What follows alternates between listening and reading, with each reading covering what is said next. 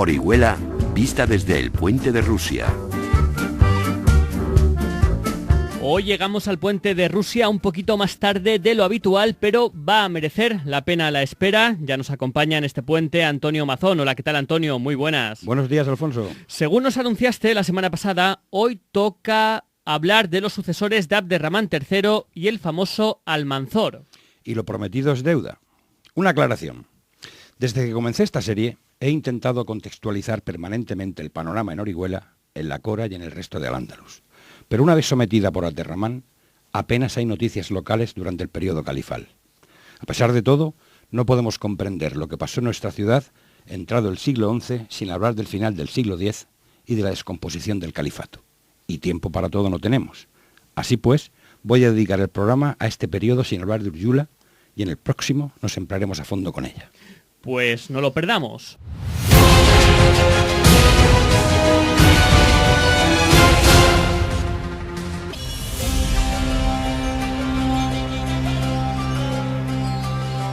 El glorioso Al-Mansur fue enterrado bajo el polvo recogido en sus numerosas aceifas contra los infieles, pues cada vez que volvía de ellas, los sirvientes sacudían sus ropas sobre un tapete de cuero para reunir todo el polvo que acumulaban. Al fin, la divina piedad se compadeció de tanta ruina y permitió alzar la cabeza a los cristianos. Robados todos los tesoros de las iglesias y después de muchas y horribles matanzas, fue llevado en Medinaceli por el demonio que le había poseído en vida y sepultado en el infierno.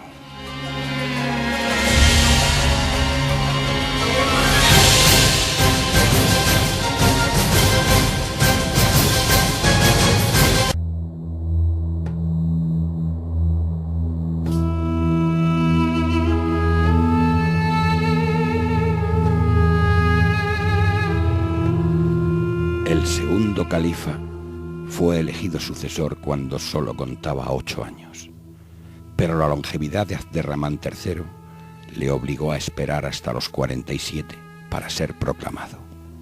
Mientras, tuvo tiempo de recibir una refinada educación, participar en las tareas de gobierno y acompañar a su padre en algunas campañas militares. Ya en el trono, Al-Hakam II supo mantener la paz y la prosperidad. Amplió de nuevo la mezquita Al-Jama de Córdoba y para ello convocó a astrónomos, alfaquíes, artistas y alarifes. Y así, su belleza y elegancia desafiaron toda descripción. Ni griegos ni musulmanes labraron jamás obra tan exquisita, siendo entre todos los omeyas hispanos el que más amó la ciencia y el arte. Organizó una fabulosa biblioteca con más de 400.000 volúmenes y una moderna red de escuelas públicas. Tan entretenido andaba con poetas y filósofos que dejó el poder en manos de ambiciosos funcionarios. Fallecido su primogénito y mal aconsejado, dejó como sucesor a un niño, nacido de una concubina mascona cuando Al-Hakam rondaba ya los 50 años. Tras su muerte, acaecida en el 976, el tercer califa, Hisán II, solo fue un juguete en manos de un dictador.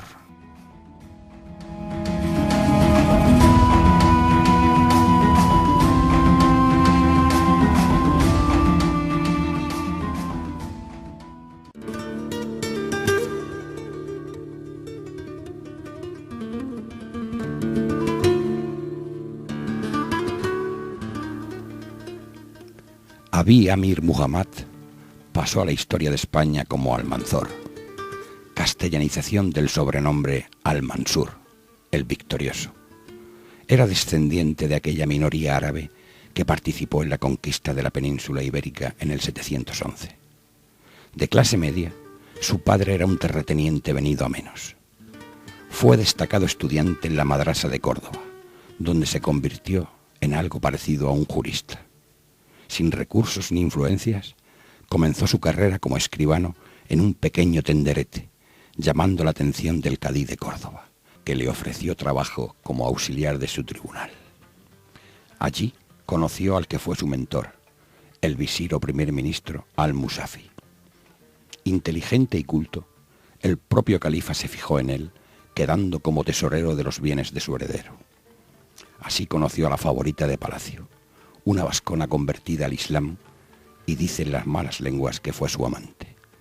Muerto el primogénito, siguió tutelando al pequeño Hixán, el hijo de la vascona. Hombre de confianza del visir al-Musafi, a los 30 años ya era gobernador de la Ceca, donde acumuló una gran fortuna manejando el dinero del califato. Luego fue cadí de Córdoba, jefe de la policía y responsable de las tropas mercenarias. Muerto al-Hakam, se desató una disputa sucesoria entre el heredero de tan solo 10 años y un hermano del califa. Lacayo fiel del visir, en apariencia, utilizó a la policía para asaltar el palacio del pretendiente y por orden de su mentor lo asesinó con sus propias manos. Así, el visir se convirtió en regente y al-Mansur en visir. El último fleco lo cosió casándose con la hija del general Galif, eslavo y héroe militar del Emirato en 1000 batallas. Como visir, desarrolló la típica política populista: lucha contra la delincuencia, bajada de impuestos, propaganda.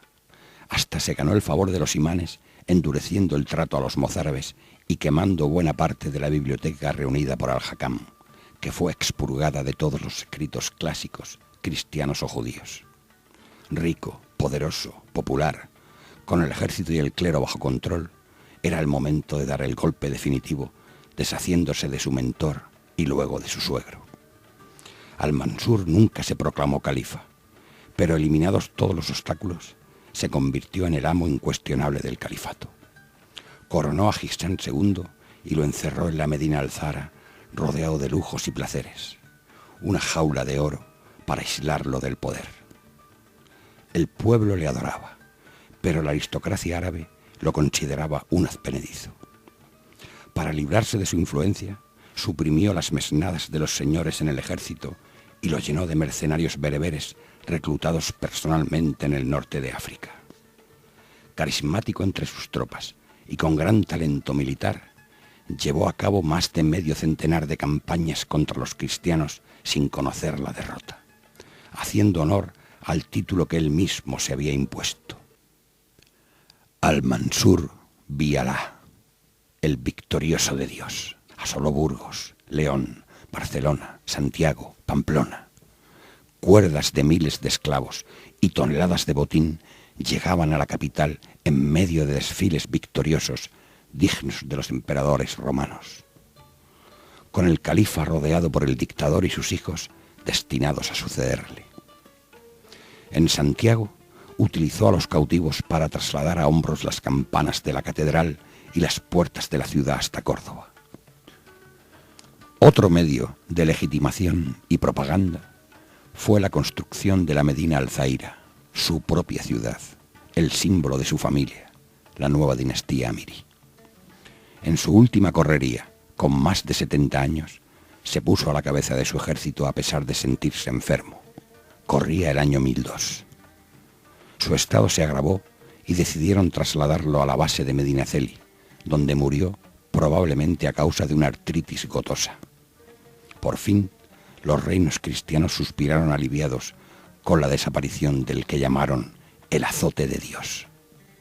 Más de un siglo después, los cristianos se inventaron la batalla de Catalañazor, donde Almanzor perdió el tambor, tan falsa como el uso de tambores antes de la llegada de los almorávides.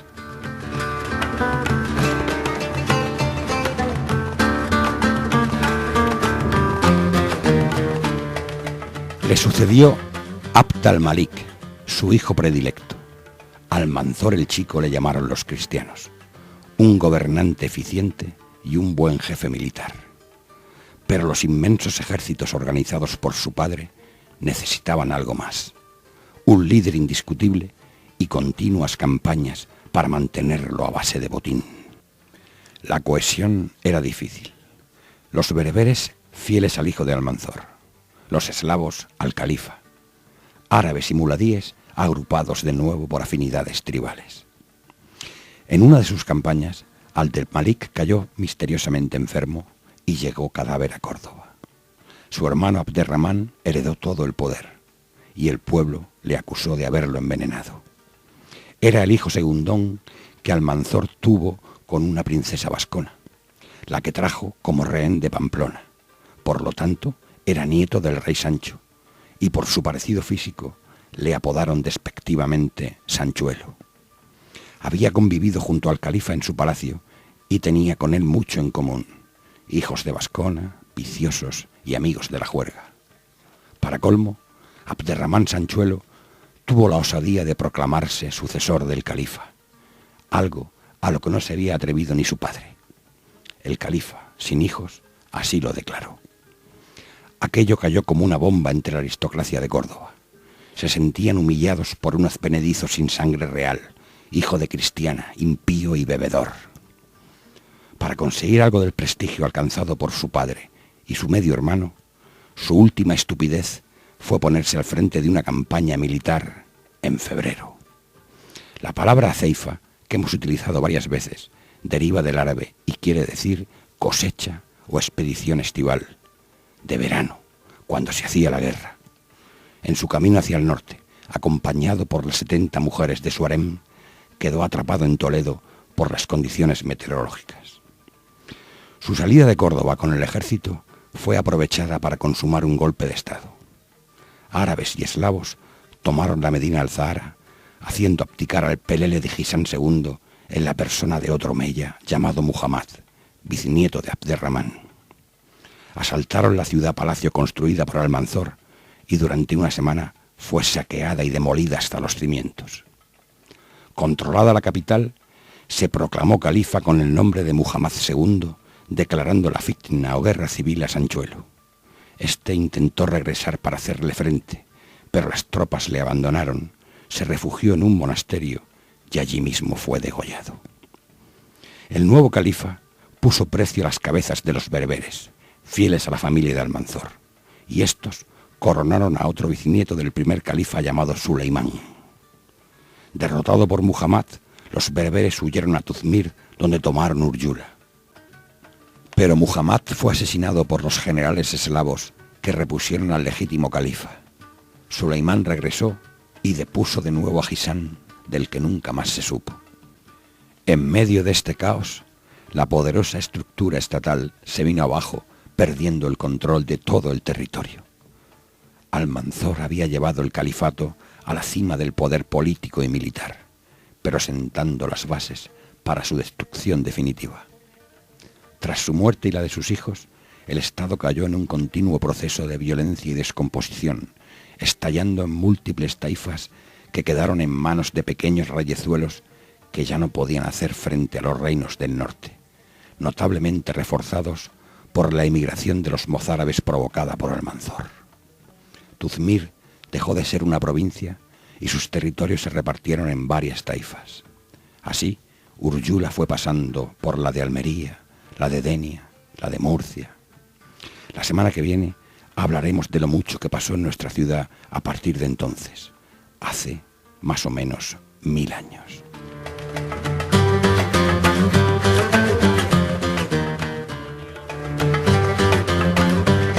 Antonio Mazón, nos volvemos a escuchar la semana que viene desde el Puente de Rusia. Hasta el lunes.